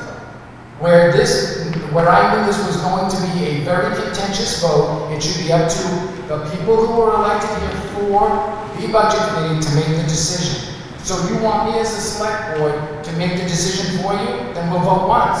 And I'll vote yes or no, and then you guys don't bother. Thank you, Brian. Bob. Me or? You, sir. Thank you. I always thought that Robert's rules were 5 vote means the motion fails because there is no majority. I believe in the past we've done it that way, and Randy interpreted it to be the motion of the warrant article was not recommended. I believe, if I heard Jim correctly, the town attorney recommended a second vote, and if it was the same 4-4-2, then the attorney recommended that it goes down as not recommended. So basically, you could do that now. Right, so I would like to do that now, but I would also, it's always been my feeling to try and go down the middle on things. I don't believe in one side wins, the other side doesn't win. I'm not in favor of this, but if it passes, it passes. That's just the way it is. But I had an idea of language like budget committee voted 4-4-2, therefore they made no recommendation. And I don't know if that's legal or not, but I'd be willing to go that route. The state says you have to vote yes, no, or abstain. You have to either recommend or not recommend. If 10 people on the budget committee abstained, then there would be no recommendation. That's the only way to do it. Well, that's you took the words out of my mouth on that. I mean, there are scenarios where they say you must make a recommendation or don't make a recommendation. Is it in that RSA where it says if everybody abstains, then there is no recommendation? Is that in there? Because you do have certain circumstances, so, but if we have to either make a recommendation or don't make a recommendation, as I said, my feeling is why don't we go down the middle and say, we got a tie vote, we can't make a recommendation. That's my feeling on it. Bobby. I'd like to ask again if you want to. Hey, John? I'm sorry. Can I just finish? I thought you were done. I'm sorry. No, I want to finish up by saying, if we can't do what I suggested, then I suggest we don't have a second vote, and we go with, we do not recommend. But we would have to vote on that. I would like to again ask one of the 2 people who abstained to make a motion to reopen the vote to recommend, and we do it one more time. Question. Suzanne. Paul probably knows this better. Is it not that Well, there is no yes or no, so I was, usually the yes side can bring up a vote again. Okay, is there any, protocol for when it's abstained, that the abstained person can bring that up? Of You know? So I'm not aware of an answer, I don't know. I think that you're all dealing with a unique situation where you're in the middle of a tie. All I will say is what my colleague over on the other side of the table said. I used to sit on the planning board, and I started too. Zoning, CIP. When items would come before the CIP, I would abstain because I wanted to vote with my colleagues at a later time. It could be argued that the vote, to Bobby's point, that the vote was taken by my colleagues and that there's some obligation on this individual over there. And then you can figure out whether you want to take that to the Supreme Court or not. But I think what he's arguing, whether he votes yea or nay, is he's ex officio, and I personally believe that he reserves the right to do whatever he wants to do. Come to the chase on this thing, you guys got to decide, not him. Can I speak to it? The other abstention. Never wanted to be this contentious as the new guy here. But the reason for my abstention is that honestly I was on the fence and I didn't realize it was going to come to this. I respect Ann and the group that she represents and what she's trying to do. I just don't know enough about it and what you're trying to do with the money and the goals. And frankly, I've been a part of these, or not a part, a witness to a similar municipality review. And the outcome wasn't bad, but it wasn't a great outcome. It didn't achieve what the group had hoped that it would achieve. And so I'm coming with that experience. Frankly, you know, I have similar concerns in certain areas, but that's why I chose to join some boards and get involved so I can learn more and be better informed about those things. So that's kind of where I was coming from. But being in the hot seat, if the question was called again, I would vote differently. Okay, anything else? Yes. Yes, sir. I'm reading what the legal opinion was, why don't you just do what the lawyer says? That's what I was hoping to do.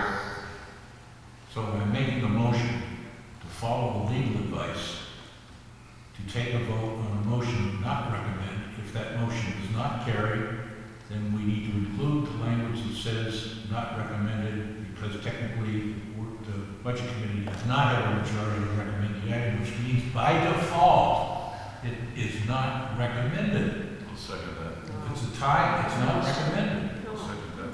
Another question? Bobby? My initial question was never asked to the town attorney, and I think that leaves that out. So by hypothesizing that there was only one answer to this, I feel as though we're leaving out the fact that could we reopen up the vote to recommend motion?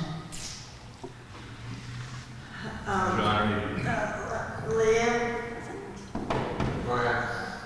did I make that motion to recommend? You did. Yes, I think. and it was seconded by Bobby. Huh? You Yeah, recommended. and she seconded. And she, yeah. Okay. I'm gonna make a motion to clarify this tie vote. I'm gonna make that same motion again. We have a motion on the floor. Huh? We have a motion on the floor Oh, I didn't hear it, I'm sorry. What was that? to not recommend it. Did, John and I seconded it. Not on the motion? Hold on, we got one motion to deal with. No. You want to withdraw your motion? No. Do you want to put it?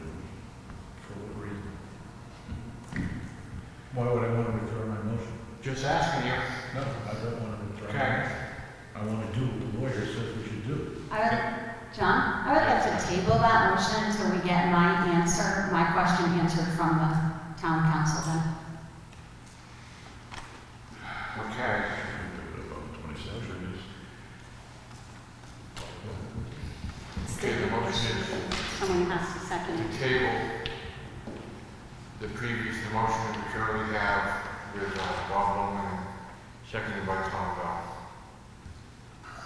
So if you vote yes, that'll mean that we'll table the motion. If you vote no, it means we'll vote on the motion as it stands. And I would hear specifically what your question to the town council is. My question is that if somebody who abstained from voting in the original vote to recommend, if that person is able to open the vote back up to recommend before we move on to not recommend. It's a good question. John, on that motion? Yes, sir.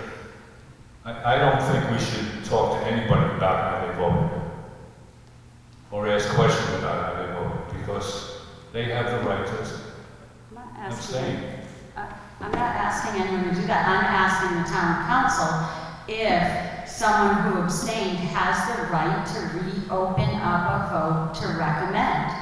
That is my question. I'm not asking anyone on this board to say why they voted in the way they voted. That's up to them. Yeah, I actually think that's a ground ball, and anybody can make a motion, but I also, on the motion, John, Yes, sir. everybody's here tonight. And we may not ever have everybody here next week. So I think that's a big factor. You know, let's get this done. We're all here.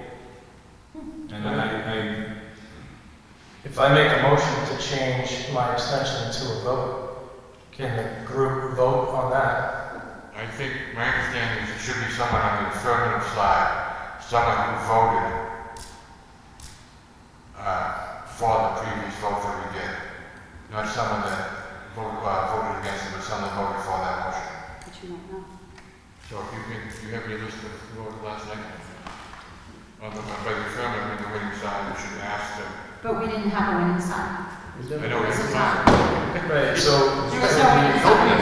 so a person that abstained can't say, I'd like to change my vote? That's what was my question. Well, that would be my motion to ask if I can do that. If the group agrees, then that carries. And Okay, You may vote not to recommend. We don't know his vote. But it's to change my vote, and then Right, you can change your vote to the negative. Well, this board may want to consider some things that we do, and I think it might, I haven't read your bylaws, so I apologize. But we try to stay as close as humanly possible to following rules of procedure, Robert's Rules of Order. We do that because we don't want to get into stupid stuff. Seems to me, but we have latitude as select board to not bend the rules, but we have latitude here. And it seems to me you have a tie. It seems to me you want to open it up and talk about it. You're having a discussion as to whether the proponent of the motion should reopen it or whether the opponent of the motion should open it. This is only an opinion of an outsider looking in the window. If you folks want to reopen it and vote,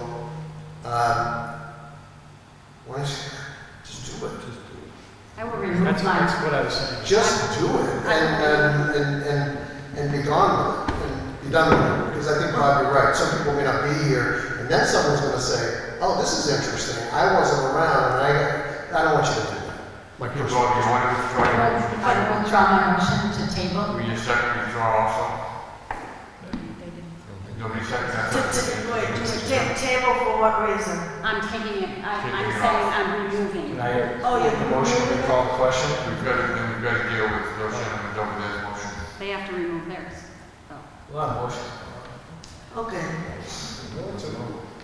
John, Hold on for a second. Bob Bowman, you want to keep your motion? Or you want to go for a fresh vote? no, he's the no side. Hold on. He's got a motion on the floor. What you're asking me if I withdraw my motion to do it, not recommend vote? Do another vote. Withdrawn. Okay, thank you. What was it? I didn't hear it. Now, does anyone want to do a motion to revote on the citizens petition? So moved. Is there a second? Second. Discussion. Of the original This motion. is, so just to clarify for Suzanne, this is a motion to recommend the citizen petition. Okay, so it's on the original motion. Well, he needs to clarify because he didn't clarify. Is that what you want to do? Well, Logan, do you want to recommend this as a I recommendation? am moving to recommend the motion as presented on Tuesday evening. Okay. Tom, you second that? No, Bob? Okay. Yes, sir. I apologize, but I thought your motion was to have a vote on not recommending consistent with the attorney's advice. I withdrew that motion. I withdrew that motion. I can't. I withdrew that motion. Oh, you withdrew that motion? Yes. Okay. John, on this motion, I seconded it, but it's not following the attorney's advice. The attorney advised the second motion be to not recommend. So are we gonna go off the tracks now if I believe that's exactly my point. Yet I wanted us to follow what the lawyer suggested, but everybody got into a big so I'm sorry, I think you have to treat that just like you would a vote that needed to be re-voted. It's the yes side. I know there was no yes side, but I made the motion to recommend. I think that same motion needs to be brought forward again. We're doing that right now. I thought I'm hearing not recommend. No, this is to recommend. Recommend, okay. are we staying with this motion? I'm sorry. I just want to clarify, the motion on the table is that Bob Loman moved to recommend the citizens petition warrant article. Bob Tucker seconded. That's the motion on the table. Okay. Just so we know we're all voting, see if the town will vote to raise the appropriate sum of $75,000 to authorize the select board to engage in independent counseling to conduct a comprehensive organizational operation review with actionable recommendations. The purpose of this review shall be to identify opportunities for organizational improvements and cost effectiveness.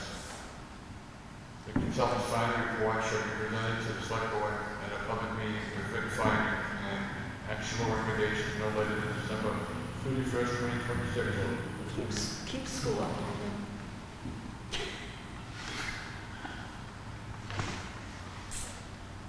Questions? Discussion? Yeah, of course.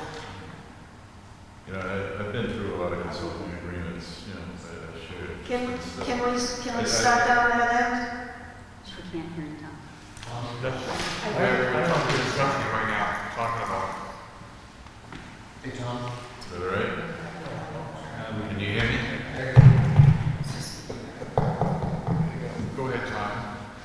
I've been through many consulting engagements. I share Justin's comments. Oftentimes you come out of them with exactly what you've told the consultant.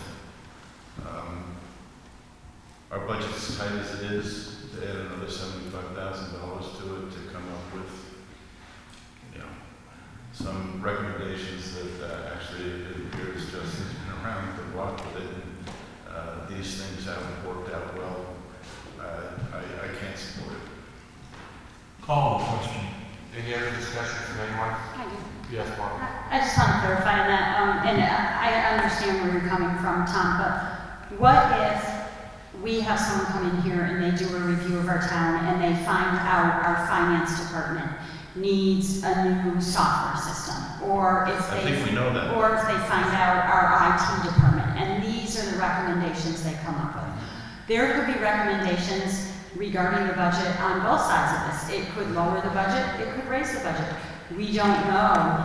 But when was the last review our town had, would be my question. Have we had a review, someone come in and review our salaries? Because I remember sitting on this board a couple of years ago, and we took out a salary review, and that was $24,000. So this is a chance to have our town review something that a lot of people in town might want to have. And again, it could go up, it could go down, we don't know. John? I got one more thing. Yes, sir, go ahead. Just to add to what Bobby said, I have felt for some time now that our town is understaffed.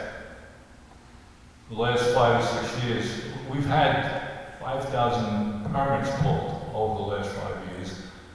It loads up planning. A lot of that slides down to finance.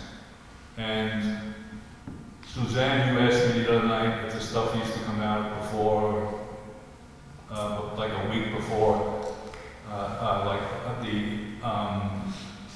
the default budget and other things like that, and I said yes. But I think one of the reasons information is not coming to us as fast as it used to is because of the lack of staff.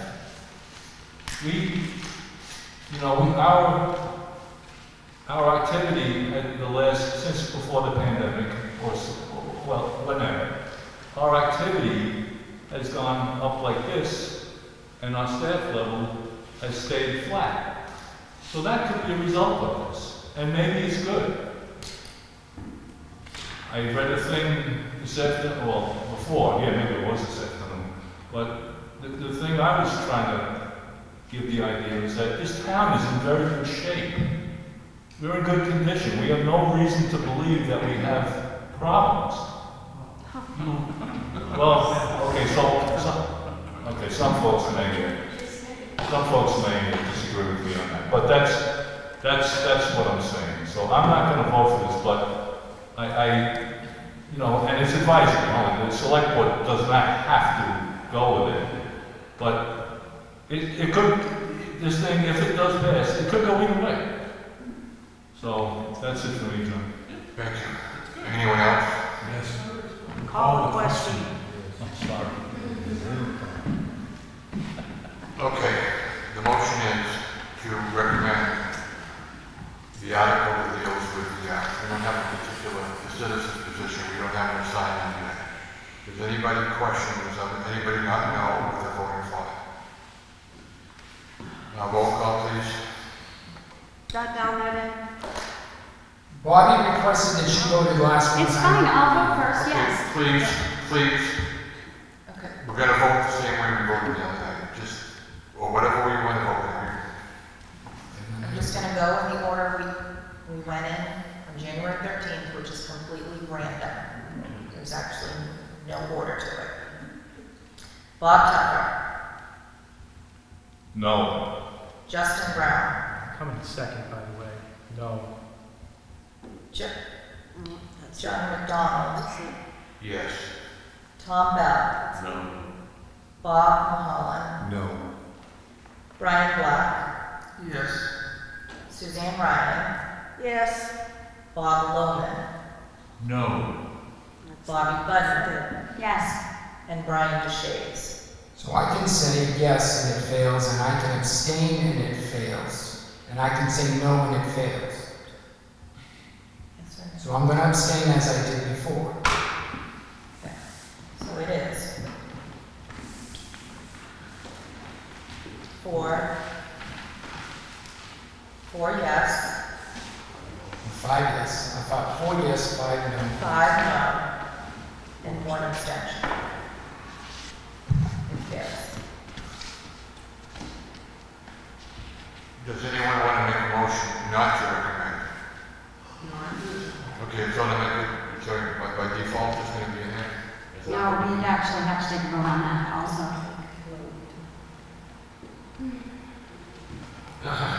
What was Does anyone that, want John? to make that motion to not recommend this warrant article? Why, John, the same one, it wasn't a tie vote, it was 5-4 against. Right, but we have to do one in order to vote not recommend. We have never done that before. Yes. If it ends up in a tie, that's one thing. But we definitely have 4, 5 against, 1 abstention. That is a not recommended vote. It doesn't default. to not recommend it, we have to do a vote. Well, that's the chairman's rules, so I make a motion to not recommend this warrant article. Second. John? Any further discussion? Yes. Yes, sir. We must make it clear how we vote. The warrant article, or I should say the motion, is to not recommend. So if we do not want to recommend, we have to vote yes. If we want to recommend, we have to vote no. Or if we want to not recommend, we have to vote no.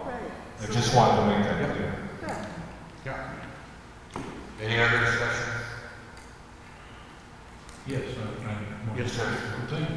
If this is a not recommend motion, if you vote yes, you are not recommending. Correct. Let's make it really clear. We got it. Okay, we all set? Okay, now roll call vote, please. Bob Tupper, Yes. Justin Brown, Yes. John McDonald, No. Tom Bell, Yes. Bob Mulholland, Yes. Brian Black, No. Suzanne Ryan, No, Bob Lohman, Yes. Bobby Budman, No. and Brian DeShays. Abstain. So it's 5-4-1 passes. Okay, John? let me just say what I said before I forget. The warrant article and citizen petition will not be recommended by a vote by the budget committee. 5-4-1. Okay, Bob, go ahead. I'm done. Thank you. All set? Thank you, sir. Thank you. Okay, anything else? Everyone had a chance to look at the town report, is that acceptable? I need a motion to accept it as written. So, Second. Second? You guys are great. Any discussion? Point of information, John? Yes, sir. So at this committee, there was a discussion about the 1250 buy down of the tax rate. We plumped it over on our side of the equation. Remember, there was an ask, and you referenced the buy down. It's on the select board's annual report, just to clarify your question for you. Thank you, sir.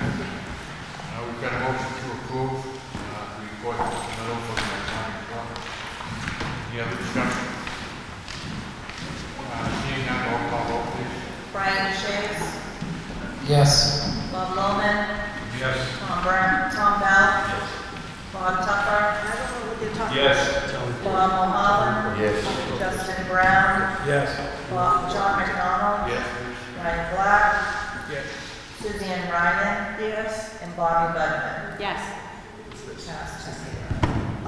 Motion passes 10-0, and that'll be submitted to Amy for inclusion in the report itself. Okay, the next thing, finish up, any public comment?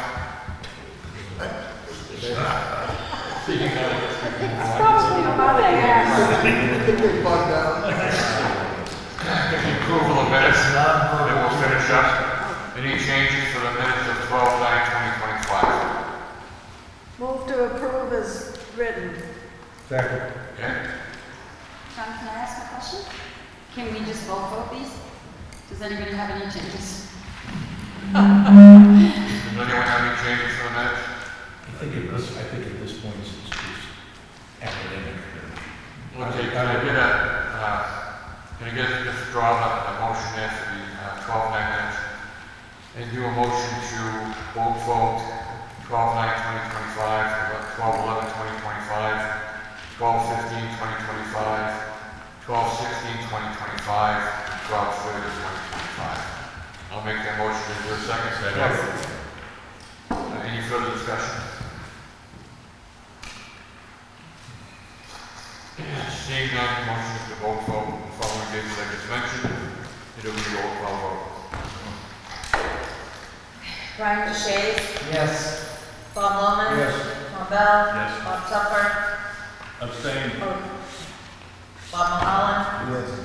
Justin Brown, Yes. John McDonald, Yes. Brian Black, Suzanne Ryan, Yes. Bobby Budman. Yes. the minutes passes. Do you have anything else on these, for the committee? Seeing none, can I get a motion to adjourn? Yep.